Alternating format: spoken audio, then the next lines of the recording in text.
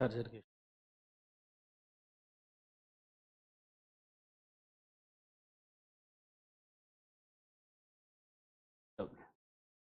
कोणचं पण लावून यायचं लिंक शेअर केली मला.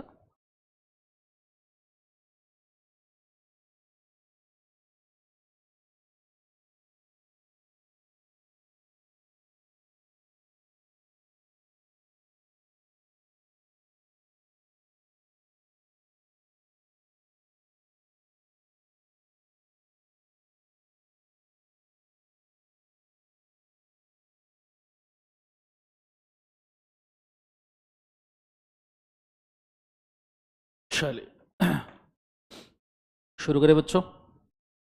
एवरीबॉडी यस और नो. चलिए स्टार्ट करते हैं. फोकस करना अच्छे तरीके से. Let's go. ओके, हर हर महादेव मित्रों.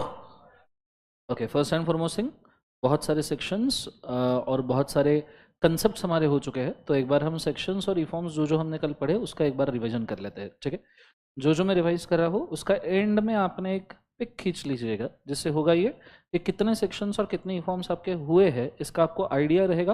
और जब आप नॉर्मली रिवाइज करोगे देन ओनली विल नो कि हाँ कितने सेक्शंस और रिफॉर्म्स मुझे याद आ रहे हैं. Is it very clear? Okay, दूसरी बात, थोड़ी सी तबीयत आज खराब है. ऑलरेडी मैं थोड़ा डोज के ऊपर चल रहा हूँ, दवाई के ऊपर चल रहा हूँ, तो नशे में लग सकता हूँ. थोड़ी बहुत इधर उधर चीज़ें हो सकती है, एक आधी गलती भी हो सकती है, कृपया माफ़ कर दीजिएगा. नशे में इंसान कुछ भी बोलता है. Let's go. सो इतना भी नहीं होगा, पर पहले बता दूँ तो बेटर है. सो जब तक स्टेमिना चलेगा तब तक के अपन लेक्चर्स लेंगे. ठीक है, ज़्यादा स्ट्रेस करूंगा तो मेरे को दिक्कत ये है कि गला खराब हो गया तो मैं कल भी लेक्चर ना ले लूँ, उससे अच्छा स्लोली. ठीक है, लेट्स गो. सॉरी. और ये सेकंड इसको सहना पड़ेगा थोड़ी देर. ठीक है, चलो स्टार्ट करते हैं. फोकस करना अच्छे से. पहले सारे डेफिनेशन के सेक्शंस लेते हैं, फिर फॉर्मेशन इनकॉर्पोरेशन के सेक्शंस लेते हैं, और फिर साथ साथ में ई फॉर्म्स भी कंप्लीट कर लेते हैं. वॉल्यूम थोड़ा सा लो रहेगा, तो जो लोग खुद के हेडफोन और लैपटॉप का आवाज़ बढ़ा सकते हैं या फ़ोन का, कृपया बढ़ा दीजिए. मैं भी इधर से हाई वॉल्यूम के ऊपर ही चीज़ें स्ट्रीम कर रहा हूँ ऑलरेडी. हाँ, फुल वॉल्यूम के ऊपर ही चीज़ें स्ट्रीम कर रहा हूँ. सो थोड़ा सा आज एडजस्ट कीजिएगा. ठीक है, लेट्स गो. स्टार्ट करते हैं. फोकस करना अच्छे तरीके से. Let's start with this section numbers. ठीक है, टू सबसेक्शन नंबर 6 किसका है? Associate company. एसोसिएशन नहीं, एसोसिएट कंपनी. टू सबसेक्शन 10 किसका है? Board of directors. 211 किसका है? Body corporate. ये आपको पता होना चाहिए. 220 किसका है? Company. Two subsection number 21 company by guarantee. Two subsection number 22 company by share capital. Is it very clear? ये हमने देखा है. Two subsection number 40 financial statements. Two subsection number 41, सब लोग बोलेंगे लाइव स्ट्रीम में भी कृपया कमेंट कीजिएगा. 241 फाइनेंशियल ईयर. तो two subsection 41 that is financial year. Two subsection 42 किसका है? Foreign company. हालांकि हमने इसको याद किया था, पर डेफिनेशन फॉरेन कंपनी चैप्टर में देखेंगे. टू सबसेक्शन नंबर 45 किसका है? Government company. Is it very clear? Two subsection number 46 holding company. Clear है कंसेप्ट सबको? हाँ है ना? टू सबसेक्शन नंबर 51 की managerial person. Two subsection number 52 listed company. Is it very clear? Two subsection number 62 OPC. Two subsection number 68 private company. Two subsection 69 promoter. Two subsection number 70 prospectus. Prospectus अभी तक हमारा हुआ नहीं है, पर definition मैंने याद करवाया था, मतलब डेफिनेशन का सेक्शन याद करवाया था. Two subsection number 71 public company. And two subsection number 72 public financial institution. Two subsection number 77 है रिलेटिव का. प्राइवेट कंपनी के डेफिनेशन के साथ हमने इसको पढ़ा था. और टू सबसेक्शन 85 है स्मॉल कंपनी का. 287 है किसका? Subsidiary company. And two subsection number 92 unlimited company. इतने आपके डेफिनेशन के सेक्शन आपको पता होनी चाहिए फिलहाल. इसमें और भी डेफिनेशन के सेक्शंस ऐड होंगे over a period of time, जैसे जैसे हम चीज़ें कंप्लीट करेंगे. जैसे मैंने आपको बोला था, चैप्टर 1 अभी खत्म नहीं हुआ है, वो over the period of time ही खत्म होगा. चलो जाते हैं नेक्स्ट चैप्टर के ऊपर. Section number 3 formation. Section number 3A members below minimum. Section number 4 MOA. Section number 5 AOA. Section number 6 Act to override MOA. Section number 7, incorporation. Section number 8, NPO. Section number 9, effect of registration. Section number 10, effect of MOA AOA. Section number 10 है commencement of business. Section number 11 है क्या, नहीं. Section number 12, registered office. Section number 13, amendment of MOA. Section number 14, amendment of AOA. Section number 15,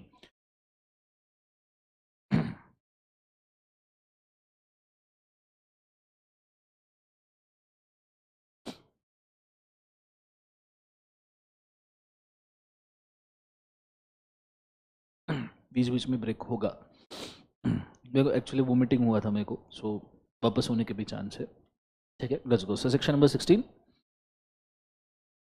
किसका, section number 15 था copies का. 16 नाम बनता है 16 में. 17 में खतरा इंस्पेक्शन. 18 में होता है conversion. 19 subsidiary shawl not hold shares in holding. 20 service. 21 authentication. 22 bills of exchange and promissory note. Is it very clear? Additionally हमने सेक्शन नंबर 96 देखा है, AGM annual general meeting. Section number 100 EGM. Section number 102 ordinary business special business. Section number 114 ordinary resolution and special resolution. एक बार INCs बोल दीजिए मुझे. Spicy 32 जोर से बोलो, इनकॉर्पोरेशन का है ई फॉर्म. ठीक है, हालांकि INC 7 हमने इसके रिप्लेसमेंट में देखा था. बोलो ये सुनो. Then there is INC form number 8 declaration of CS CMA. INC 9 declaration of board of directors and subscribers. INC form number 10 details of board of directors and subscribers. Is it very clear? Yes or no? INC 11 में आपको क्या मिलता है, certificate of incorporation. इसके addition में हमने देखा है कल INC फॉर्म नंबर 22 किसका है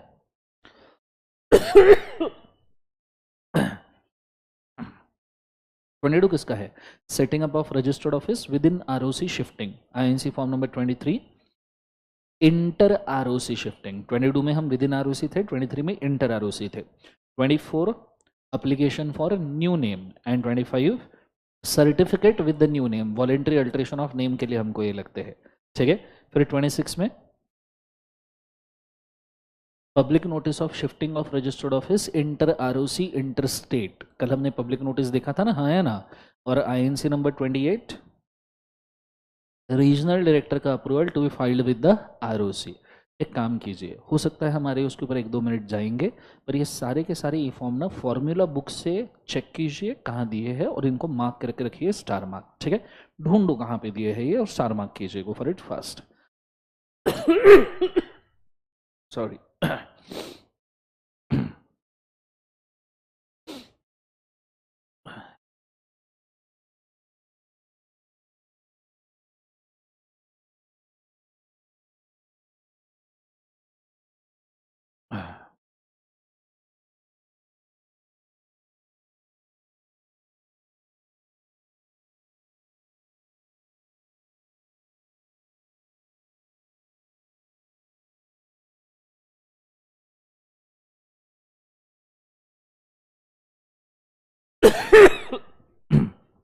ढूंढिए ये फॉर्म्स.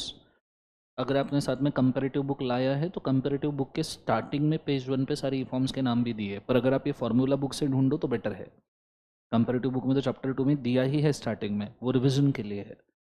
पर इट्स बेटर कि आप फॉर्मूला बुक से ढूंढो सो दैट आपको पता चलेगा किस चीज़ के लिए क्या है.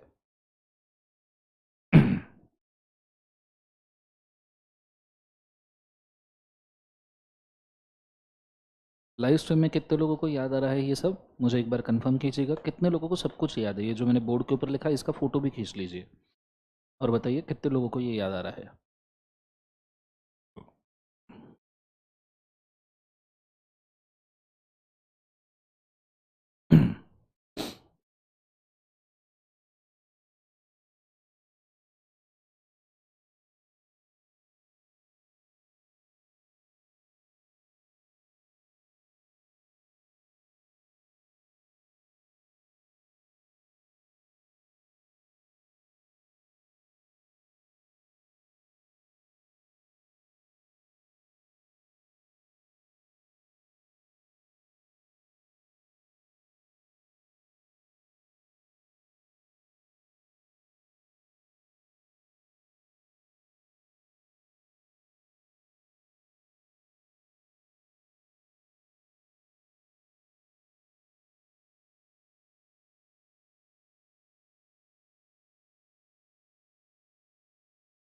70% याद आ रहा है, 60% याद आ रहा है, तो जो याद नहीं आ रहा है इस लिस्ट में से उसको मार्क करके रखिए, या रफ में कहीं तो भी लिख के रखिए, या फॉर्मूला बुक के ऊपर लिख के रखिए, फ्रंट में, बैक में, कहीं तो भी, सो दैट जब when you revise the same तो अपनी इन चीज़ों के ऊपर फोर्स करना चाहिए जो आपको याद नहीं आ रही है।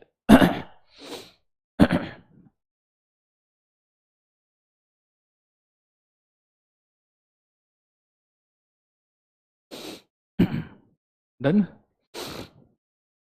चलो सबने देख लिया, बोलो हाँ है ना। एक बार मुझे सारे फॉर्म्स वापस बोलो। चलो एक आध बार सेक्शन याद नहीं किया, इट्स ओके। सॉरी। एक आध बार सेक्शन याद नहीं किया, इट्स ओके, पर ई फॉर्म याद होना चाहिए।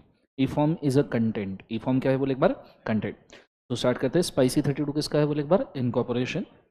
अच्छा, एप्लीकेशन फॉर नेम के लिए भी स्पाइसी 32 ही है, ठीक है। INC1 वैसे मैं बोलता हूँ पर वो स्पाइसी 32 ही है। Is it very clear? ये सॉरी स्पाइसी 32 नहीं, या एक बार मुझे स्पाइसी प्लस बोला है इन्होंने, उसको स्पाइसी 32 नहीं, स्पाइसी प्लस नाम दिया है। Is it very clear?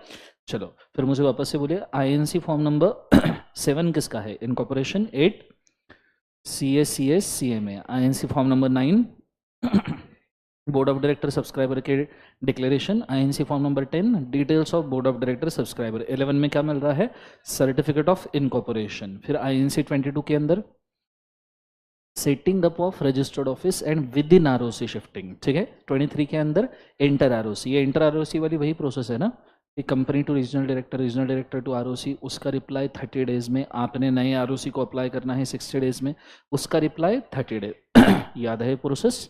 फिर 24 के अंदर application for a new name, and 25 के अंदर certificate with the new name. 26 में न्यूज़पेपर एडवर्टीजमेंट, अगर आप इंटरेस्टेड इंटर ROC शिफ्टिंग करें। और 28 के अंदर रीजनल डायरेक्टर का अप्रूवल किसको फाइल करना है, ROC। ठीक है। एक और रिफॉर्म पेंडिंग है इसके अंदर जो हमारा हो चुका है, INC4। Can anyone tell me what is INC4?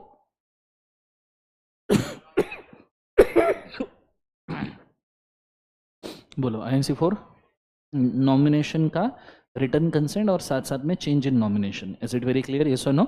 जिसको चाहिए रफ में लिस्ट बना दीजिए, जो जो याद नहीं है उसकी, go for it fast. Reforms याद हो जाएंगे, धीरे धीरे सब याद हो जाएंगे, डोंट वरी। पहले दिन पे तो नहीं आएगा, आप साथ में लगे रहिए तो बेटर है।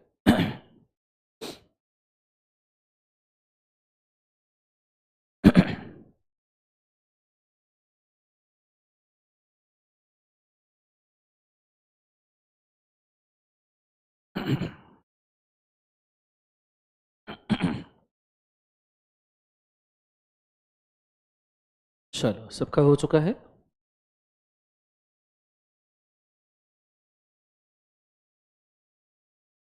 रफ लिस्ट मार्क कर लिए सबने?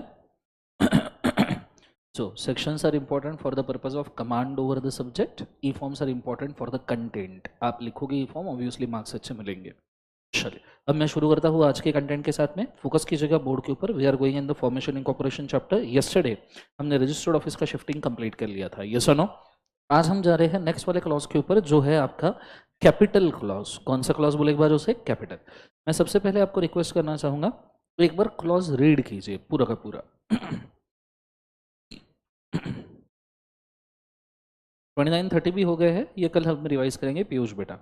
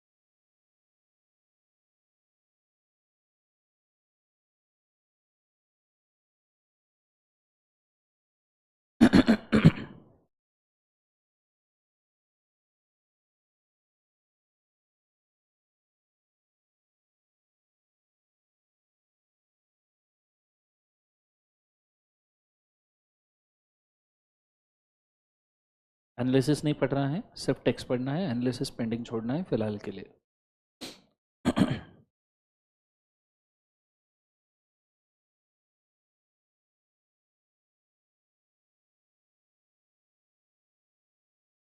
पढ़ना हो जाए डन बोल दीजिएगा प्लीज।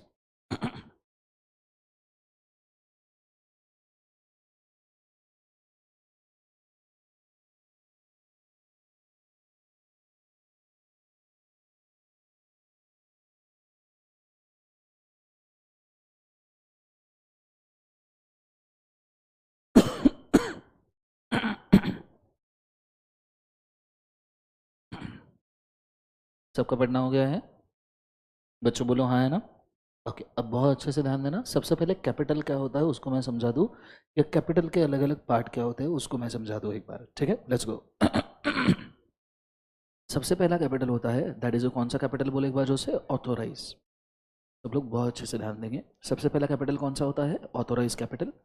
ऑथोराइज कैपिटल में से आप निकाल लीजिए अनइशूड कैपिटल। कौन सा कैपिटल बोले एक बार, अनइशूड। तो आपका कौन सा कैपिटल आ जाएगा, इशूड कैपिटल। इशूड कैपिटल में से आप अनसब्सक्राइब, मतलब आपने इशू तो करना चाहा पर कैपिटल सब्सक्राइब ही नहीं हुआ, किसी ने लिया ही नहीं, तो वो पोर्शन आप निकाल दो तो आ जाएगा कौन सा बोले एक बार, सब्सक्राइब। सब्सक्राइब में से आप अनकॉल्ड निकाल दीजिए। अनकॉल्ड का मतलब जो कैपिटल आपने कॉलअप नहीं किया, जैसे आपने 100 रुपीज़ फेस वैल्यू वाला शेयर इशू किया है पर उसके ऊपर आपने सिर्फ 60 रुपीज़ बुलाए हैं, 40 नहीं बुलाए हैं, तो 40 बिकम्स अनकॉल्ड। तो अनकॉल्ड कैपिटल निकाल लीजिए तो आ जाएगा कॉलअप, जो 60 आपने कॉल किया, पर आपने कॉल किया है, लोगों ने देना तो चाहिए ना, तो जिनके कॉल से नियर से वो निकाल दीजिए तो आ जाएगा पेड अप कैपिटल। आपका अनकॉल्ड कैपिटल और आपका call in arrear together forms unpaid capital.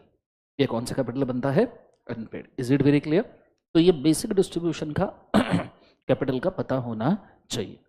Is it very clear. अब ना बहुत ट्रिकी एरिया के ऊपर हम जा रहे हैं, बहुत खतरनाक एरिया के ऊपर जा रहे हैं। इस एरिया के बारे में नॉर्मली जब भी मैं पढ़ाता हूँ तो बहुत सारे सवाल आते हैं, प्रोबेबली एक हाथ दो बार क्रिटिसिज्म भी आते हैं, पर मेरा काम ये है as a teacher logical basis पे मैं आपको इसको सेटिस्फाई कर दूँ, उसके बाद में यू आर अ पर्सन जो इसको जज करके सही तरीके से कंप्लीट कर सकते हो। तो मेरा काम कर दूँ, then you can decide. Focus कीजिएगा अच्छे से। बात कर रहे हैं हम अल्ट्रेशन ऑफ कैपिटल की। अभी अगर आप थोड़ी देर पिछले 2 लेक्चर से देख रहे होंगे तो आपने एक चीज़ ऑब्जर्व की होगी कि नेम क्लॉज हम चेंज जब कर रहे थे, सॉरी, जब हम नेम क्लॉज चेंज कर रहे थे तो ऐसे सिचुएशन में आपने देखा होगा कि नेम क्लॉज वॉलेंट्री अल्ट्रेशन के लिए जनरल मीटिंग का कौन सा रेजोल्यूशन था, स्पेशल। जोर से बोले कौन सा था, स्पेशल। वॉलेंट्री अल्ट्रेशन में जीएमएसआर प्लस प्रायर सीजी अप्रूवल लगता है। इज इट, यस और नो। फिर हम जब ऑब्जेक्ट क्लॉज भी अल्टर किए ना, ऑब्जेक्ट क्लॉज में भी आपने देखा होगा अल्टरेशन के लिए जीएमएसआर लगता था, और जो डिसेंटिंग शेयर होल्डर है वो मैक्सिमम 25% होते थे, जिनको हम एग्जिट अपॉर्चुनिटी देते थे, उनको हम पैसे रिफंड करते थे। याद है सबको, बोलो हाँ है ना। एंड अभी हमने जब रजिस्टर्ड ऑफिस क्लॉज चेंज किया, तो हमने जब सिटी चेंज किया from one city to another, भले ही आरओसी चेंज ना हो, वापस से जनरल मीटिंग का कौन सा रेजोल्यूशन था, स्पेशल। तीनों जगह पे अगर आप देखोगे तीनों मेमोरेंडम के क्लॉज है, तीनों अल्टर करने के लिए आपको स्पेशल रेजोल्यूशन लग रहा है, तीनों के तीनों। इसका मतलब ये है कि this is a common resolution, और ये कॉमन रेजोल्यूशन क्यों है, बिकॉज एक्चुअली ये क्लॉजेस का रेजोल्यूशन नहीं है, ये अमेंडमेंट ऑफ एमओए सेक्शन 13 का रेजोल्यूशन है। ये क्लॉजेस का रेजोल्यूशन है क्या, नहीं, ये amendment of MOA section number कौन सा है बोले एक बार, जो से 13, इसका रेजोल्यूशन है। Is it very clear. अब बहुत गौर से सुनना। सो इसलिए मैंने यहाँ पे लिख के रखा कि memorandum of association section number 13 amendment of MOA में जीएमएसआर लगता है। क्या लगता है, जीएमएसआर। इस हिसाब से अगर देखा जाए तो हमारे कैपिटल क्लॉज के अल्टरेशन के लिए, बिकॉज कैपिटल भी तो एमओए का पार्ट है, तो इसके लिए भी जीएमएसआर लगना चाहिए फिर तो, बिकॉज सेक्शन 13 का रेजोल्यूशन है ना, अमेंडमेंट ऑफ एमओए का रेजोल्यूशन है, बोलो हाँ है ना। तो ये इसके लिए भी जीएमएसआर लगना चाहिए। पर अगर आप शेयर कैपिटल डिबेंचर्स चैप्टर में जाओ ना, अगर आप शेयर कैपिटल डिबेंचर चैप्टर में जाओ तो सेक्शन 43 से लेके 72 हमारा जो शेयर कैपिटल डिबेंचर है, उसमें एक सेक्शन है, section number 61, and section number 61 says that कि for alteration of the capital आपको लगता है जनरल मीटिंग का ऑर्डिनरी रेजोल्यूशन। जनरल मीटिंग का कौन सा रेजोल्यूशन है, ordinary. To tell you, actual section number 61 के बेयर टेक्स्ट में जीएम एसआर या ओआर लिखा ही नहीं है, सिर्फ ये लिखा है company shall pass a resolution.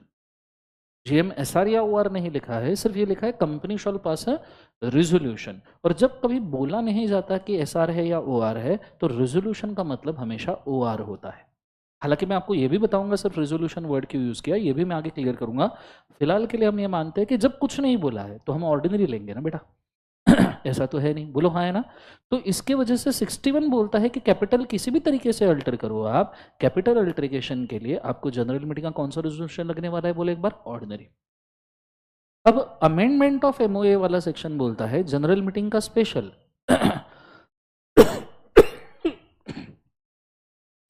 Amendment of MOA बोलता है दैट इज जनरल मीटिंग का कौन सा रेजोल्यूशन, बोले एक बार, जो से स्पेशल।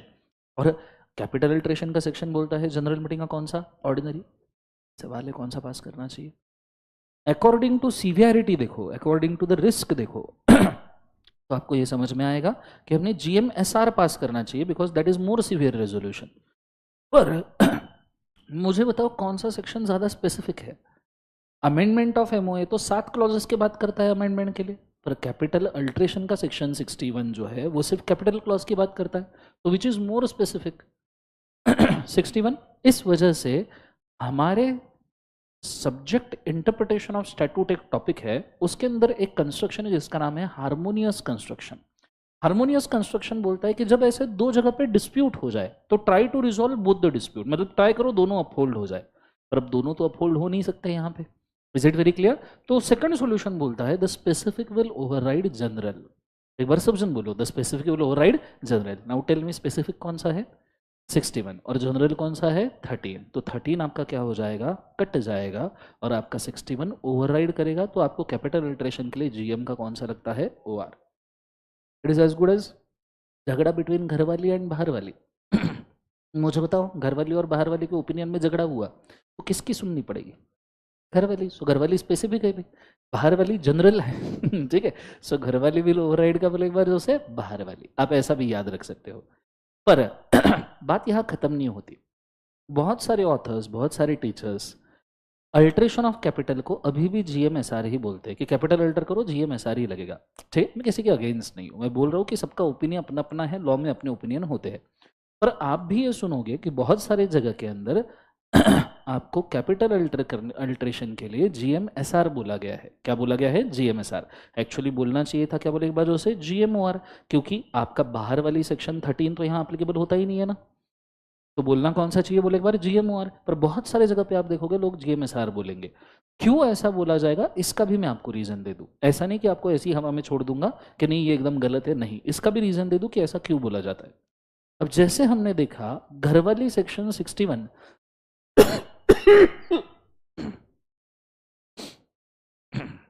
घरवाली section number 61 is a more specific section. ये ज्यादा कैसा सेक्शन है, सब जन बोले एक बार, specific. That's why it overrides the general. But what if you get something much more specific then घरवाली सेक्शन। 61 अल्ट्रेशन ऑफ कैपिटल बोलता है, स्पेसिफिकली बोलता है, पर अल्ट्रेशन में भी तो 4-5 टाइप है ना। कैपिटल इंक्रीज करना अल्ट्रेशन है, कैपिटल डिक्रीज करना अल्ट्रेशन है, कैपिटल कन्वर्ट करना अल्ट्रेशन है, कैपिटल को डिविजन करना अल्ट्रेशन है, कैपिटल का कंसोलिडेशन करना अल्ट्रेशन है। सो व्हाट इफ हमें सिर्फ कोई ऐसा सेक्शन मिले जो सिर्फ कैपिटल के इंक्रीज की बात कर रहा है। सी, उस केस में अगर हम बात करें सिर्फ कैपिटल के इंक्रीज की, तो उस केस में जो इंक्रीज करने वाला सेक्शन है वो ज्यादा स्पेसिफिक हो जाएगा, और जो हमारा 61 है वो जनरल हो जाएगा। क्यों जनरल हो जाएगा 61, क्योंकि 61 में पांचों अल्ट्रेशन के लिए जो GMOR बोला है, पर जो इंक्रीज करने वाला सेक्शन है वो तो एक ही चीज के लिए बोल रहा है ना। तो मुझे तो उस केस में घरवाली को भी सुनना पड़ेगा। इसको आप ऐसा समझो कि ठीक है, घरवाली बाहर वाली में झगड़े चल रहे हैं तो चलो स्पेसिफिक घरवाली की सुनना है।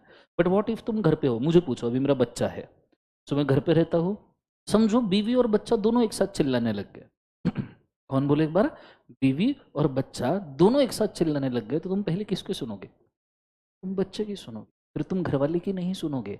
तो ये सही है, ये सच है कि घरवाली ओवरराइड बाहर वाली, बट प्लीज डू अंडरस्टैंड बच्चा विल ओवरराइड घरवाली। Is it very clear guys? Because he is more specific ना, he is more specific. Are you guys understanding?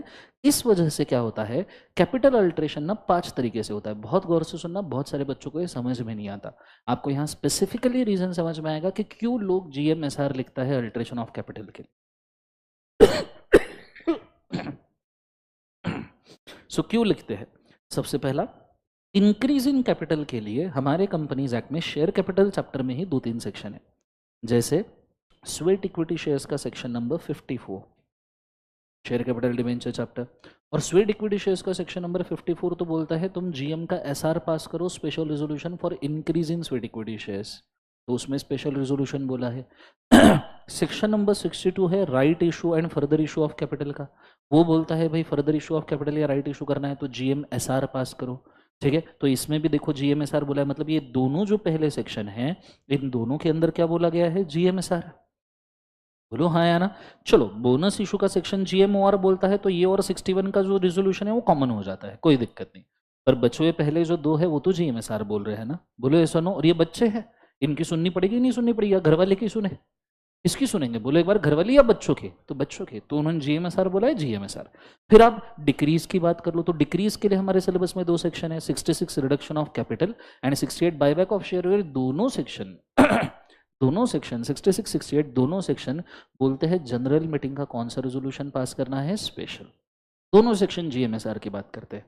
ठीक है, अब उसके बाद में कन्वर्जन के लिए भी हमारे पास है section number 55 preference share capital का सेक्शन है, जो बोलता है प्रेफरेंस शेयर कन्वर्टेबल इशू करने हैं तो जीएमएसआर पास करो, उसमें भी जीएमएसआर है। मतलब अगर आप देखो तो बोनस इशू छोड़ के बाकी सब केसेस में क्या लिखा गया है, बोले एक बार, जीएमएसआर। और इस वजह से बहुत सारे लोग अभी भी कैपिटल अल्ट्रेशन में क्या लिखते हैं, जीएमएसआर। बट मुझे एक सवाल का जवाब दीजिए, अगर आपको सच में समझा है तो, क्या ये जीएमएसआर सेक्शन 13 वाला है क्या बच्चों? नहीं, ये जीएमएसआर है स्पेसिफिक सेक्शंस वाला, specific increase in capital, decrease in capital, consolidation of, इसका है वो जीएमएसआर। और इस वजह से जीएमओआर भी ओवरराइड हो जाएगा 61 वाला। ये लॉजिक है। आप बोलोगे सर ये कहाँ से सही लॉजिक है? अगर ये सही नहीं है तो आप एक और चीज ऑब्जर्व करना, कंपनीज एक्ट में डिविजन ऑफ कैपिटल के लिए कोई सेक्शन नहीं है।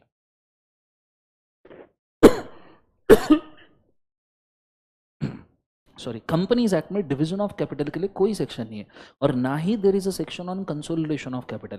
और आप कभी भी देखना प्रैक्टिकल सर्कमस्टेंसेस में एसबीआई ने खुद के कैपिटल का डिवीजन किया था, 10 रुपए के फेस वैल्यू वाला शेयर था, 1-1 रुपए के 10 में कन्वर्ट किया, उसके लिए कौन सा रेजोल्यूशन पास किया, जीएमओआर।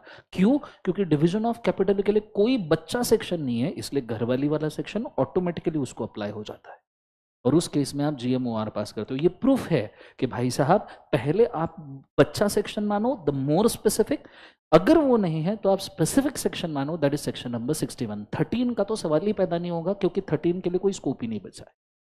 Are you guys understand? सबको समझ में आ रहा है पक्का? जोर से बोलो ये सुनो। तो ये चीज को आपने याद रखना, और अगर कोई आपको बोले कि भाई कैपिटल अल्ट्रेशन के लिए जीएमएसआर लगता है, बोलना ओके भाई, नो प्रॉब्लम, लगता है, माना। पर उसको ये समझाना जरूरी है कि भाई ये it is not because of section number 13, it is because of specific sections जो हमने यहाँ नीचे देखे हैं। इसके लिए फॉर्मूला याद रखना सब लोग, घर वाली ओवरराइड बाहर वाली, बोलो सब लोग कमेंट भी करेंगे इसको। बोलो क्या बोलना है, घरवाली विल ओवरराइड बाहर वाली एंड बच्चे विल ओवरराइड घर वाली।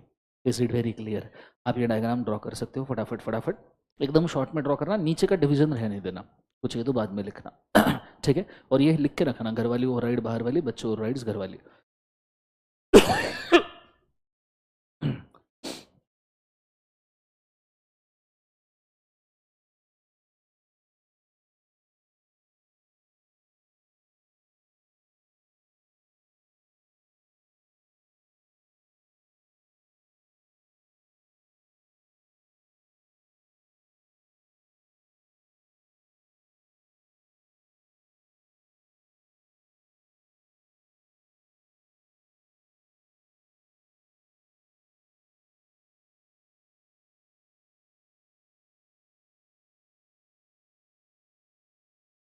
नालायक निशान, घरवाली ओवरराइड बाहर वाली, बच्चे ओवरराइड बाहर वाली नहीं, बच्चे ओवरराइड घर वाली, भिखारी मानुस। बच्चे विल ओवरराइड घर वाली लिखना है निशान। क्या सुनते भगवान जाने।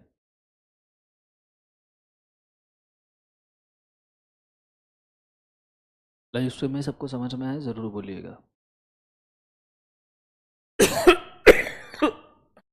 सॉरी, लग रहा है सारे लेक्चर में सॉरी सॉरी बोलो।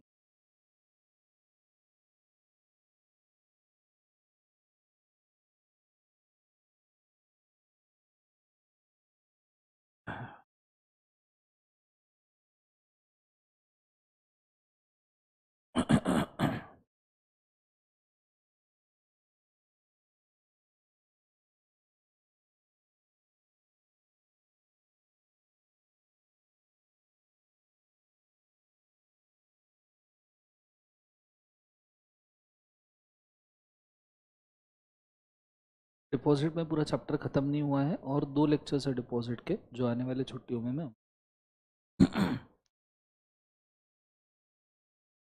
रवि कुमार, राजीव कुमार।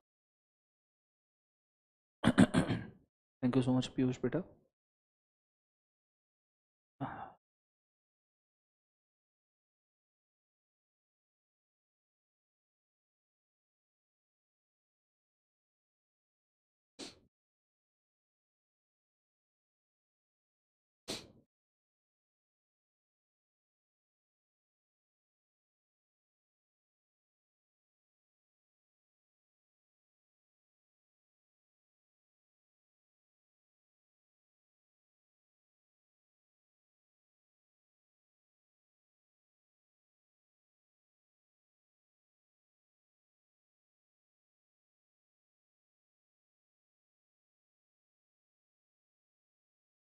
हमारा दिन भर क्लास का कोई स्केड्यूलिंग होता है क्या?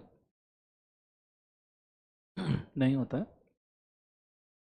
रजिस्ट्री में भी बोलिएगा दिन भर कोई क्लास का स्केड्यूलिंग होता है क्या?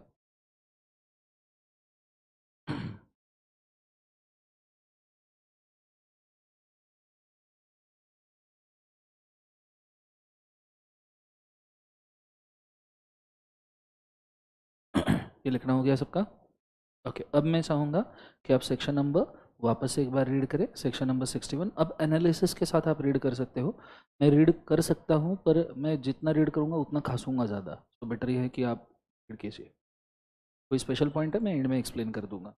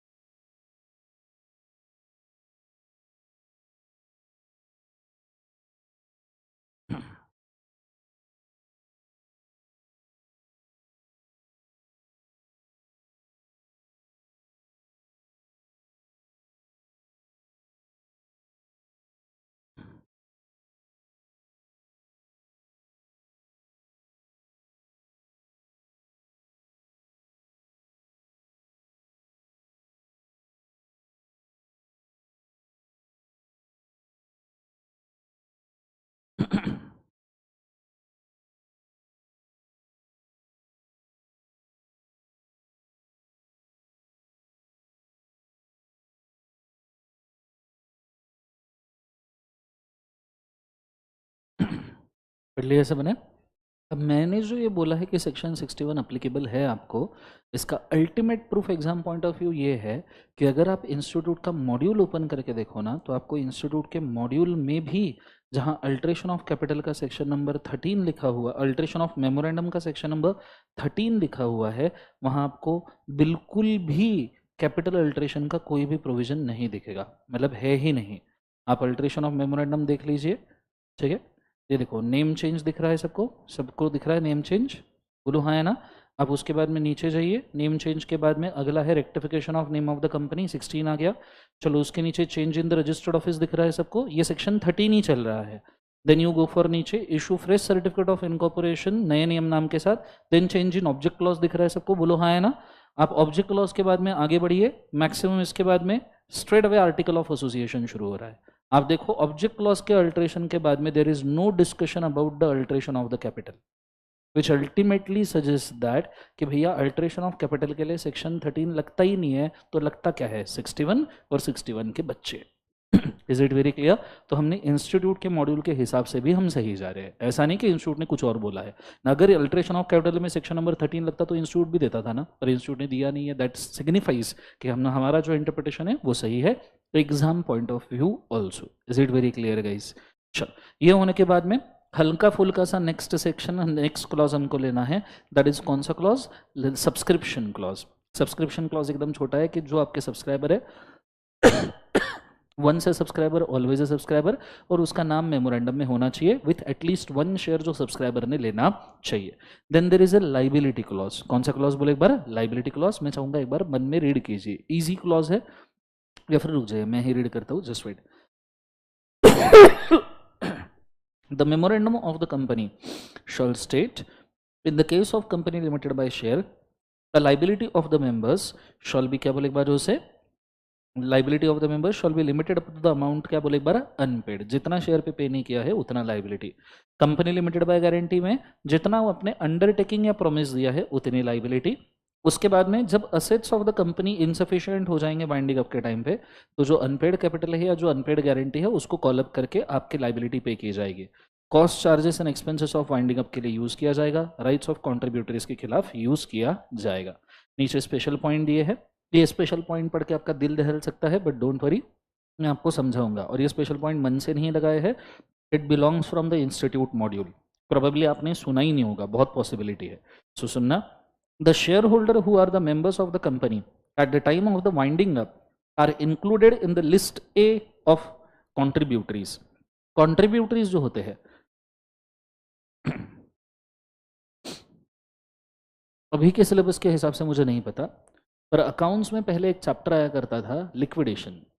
अकाउंट्स में अकाउंटिंग ऑफ लिक्विडेशन आता था, उसमें A list contributory, B list, C D E F G H तक की लिस्ट हुआ करती थी, और उसमें समझाते थे कि लिक्विडेशन में किससे कैसे पैसे रिकवर किए जाएंगे।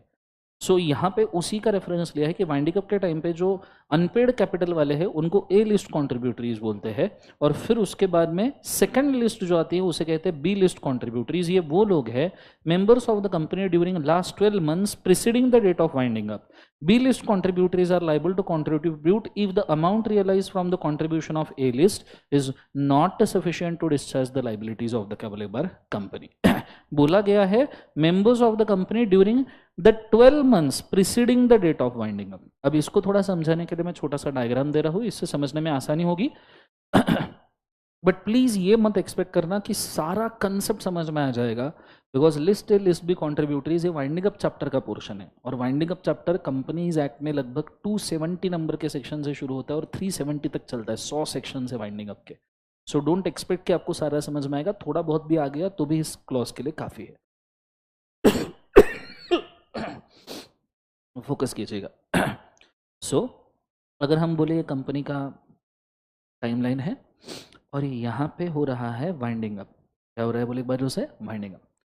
अब ये वाइंडिंग अप के टाइम पे, वाइंडिंग अप के दिन पे जो share holder unpaid capital hold करते हैं, कौन सा कैपिटल होल्ड करते हैं? अनपेड, मतलब जिनका कोई पेमेंट करना बाकी है, भले ही कॉल ना किया गया हो, डजेंट मैटर। मैं कॉल इन अरियर की बात नहीं कर रहा हूँ, मैं कॉल्स इन अरियर्स और अनकॉल्ड कैपिटल की बात कर रहा हूँ। That is total unpaid capital जो होल्ड करते हैं उनको कहते हैं लिस्ट ए। उनको क्या कहते हैं? List A. अब इसको आप डिवाइड करो दो पार्ट में। अगर आपके कंपनी के असेट्स मोर देन लाइबिलिटी है, एक बार आप बोलिए, अगर आपके कंपनी के असेट्स मोर देन लाइबिलिटी है तो आप शेयर होल्डर से कुछ बुलाओगे क्या? तो आप लिस्ट ए कॉन्ट्रीब्यूटरी से कोई कॉल नहीं करोगे, सो नो कॉल। उल्टा तो इनको असेट डिस्ट्रीब्यूट होगी। बोलो हाँ या ना? पर अगर आपकी लाइबिलिटी आपके असेट से ज़्यादा है तो आप लिस्ट ए कॉन्ट्रीब्यूटरीज के ऊपर कॉल करोगे, कॉल अनपेड कैपिटल। बोलो हाँ या ना? फ्रॉम लिस्ट ए, फ्रॉम क्या बोले एक बार? List A. अब लिस्ट ए से अनपेड कैपिटल आपने कॉल किया, ये आपने माइनस कर लिया जितनी लाइबिलिटी है उस केस में, फिर भी आपकी लाइबिलिटी स्टिल मोर, फिर भी आपकी लाइबिलिटी इज अनपेड, फिर भी आपकी लाइबिलिटी इज क्या बोले एक बार उसे? अनपेड। मतलब अभी तक पूरी लाइबिलिटी डिस्चार्ज नहीं हुई, तो जाके you call list B, you call list B. Now what is list B? Sorry, what is list B? तो इसको मैं थोड़ा सा समझाने के हिसाब से थोड़ा पोजीशन इसका चेंज कर दूं। व्हाट इज लिस्ट बी अगर मैं आपको बोलूं तो जो वाइंडिंग अप हो रहा है यहाँ पे, ठीक है? So what is list B? Is winding up अगर हो रहा है आपका लेट्स से ऑन द 1 जून 2025, तो इसके 12 मंथ्स बिफोर, कितने मंथ्स बिफोर बोले एक बार उससे? 12 मंथ्स बिफोर, मतलब लगभग आप ले लीजिए 2 जून 2024 से लेके वाइंडिंग अप के ड्यूरेशन तक के जो भी कंपनी के मेंबर्स रहे हैं, क्या रहे हैं, मेंबर्स, और जो मेंबर्स, अब मेंबर्स भी कंपनी के दो पार्ट में डिवाइड होंगे ना, एक वो मेंबर होंगे जो क्या बोले एक बार जो से फुल्ली पेड अप मेंबर होंगे और उन्होंने fully paid up share transfer किए होंगे, और एक वो मेंबर रहेंगे जो पार्टली पेड मेंबर रहेंगे और उन्होंने पार्टली पेड शेयर ट्रांसफर किए होंगे। तो हम इन पार्टली पेड मेंबर्स को कॉल कर लेते हैं as a list B contribute. Is it very clear? अब ये लॉजिकल नहीं लगता मतलब जितना मैंने अभी बोला लिस्ट बी के लिए वो लॉजिकल नहीं लगता, क्योंकि आप बोलोगे जब उन्होंने पिछले 12 महीने में किसी को शेयर पे दे दिए और जिसको उन्होंने शेयर बेचे अगर वो लिस्ट ए में ऑलरेडी आ रहा है तो मैं लिस्ट बी में किसको क्यों कॉल करूं? ये दिमाग में सवाल आ सकता है कि जिन्होंने उसको जिसको उन्होंने शेयर बेचे अगर वो लिस्ट ए में अभी कंट्रीब्यूट कर रहा है तो फिर लिस्ट बी में क्यों कॉल करूं? बिल्कुल लॉजिकल नहीं लगता। इसीलिए मैंने स्टार्टिंग में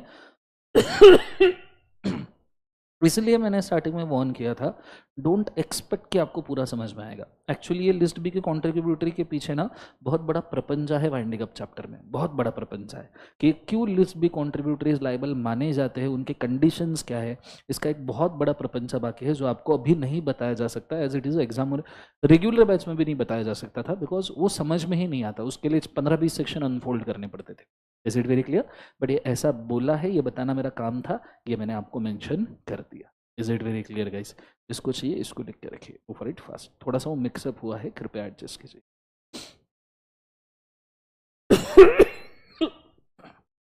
लिख लीजिए।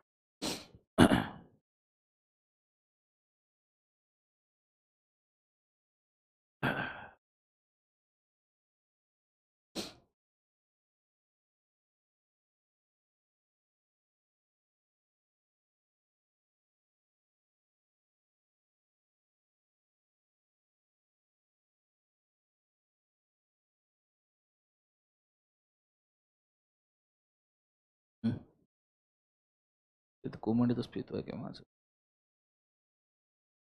कल से मैं कोमट पानी पे शिफ्ट हो चुका हूँ, गले के हाल ऐसे दवाई भी काम नहीं करती कोई। रिक्स से होता तो फिर तो बहुत खुश नसीब इंसान होता मैं। डॉक्टर ने भी हाथ जोड़ लिया। हाँ? जब तक होता है पढ़ाते, नहीं होगा बता दूंगा, क्या करूँ। लेक्चर पूरा लेक्चर लेने को कुछ नहीं, लेक्चर पूरा ले लूँ, मेरे को दिक्कत ये हो जाता है कि आज का पूरा लेक्चर लेने के चक्कर में कल परसों नरसों छुट्टी ना हो जाए। वो भी एक टेंशन।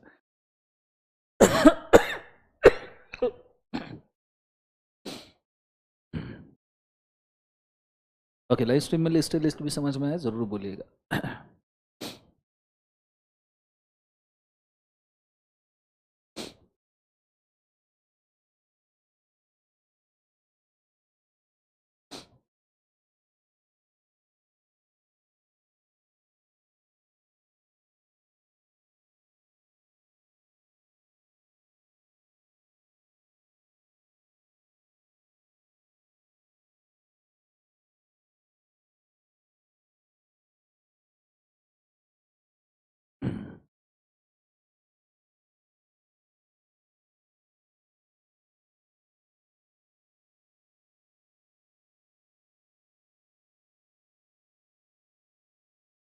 चलो डन एवरीबॉडी। कुछ बोलो हाँ है ना?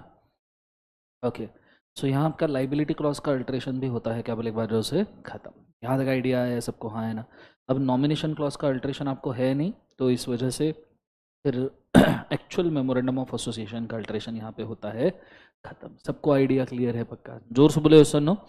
ओके, एक रिक्वेस्ट करना चाहूँगा, आज अगर हो सके तो मुझे छुट्टी दो, ठीक है, सो दैट कल परसों वापस मैं रेगुलर लेक्चर ले पाऊँ। और एक और चीज़, सैटरडे को थोड़ा मॉर्निंग में अगर मैं क्लास रखूँ तो चलेगा आपको?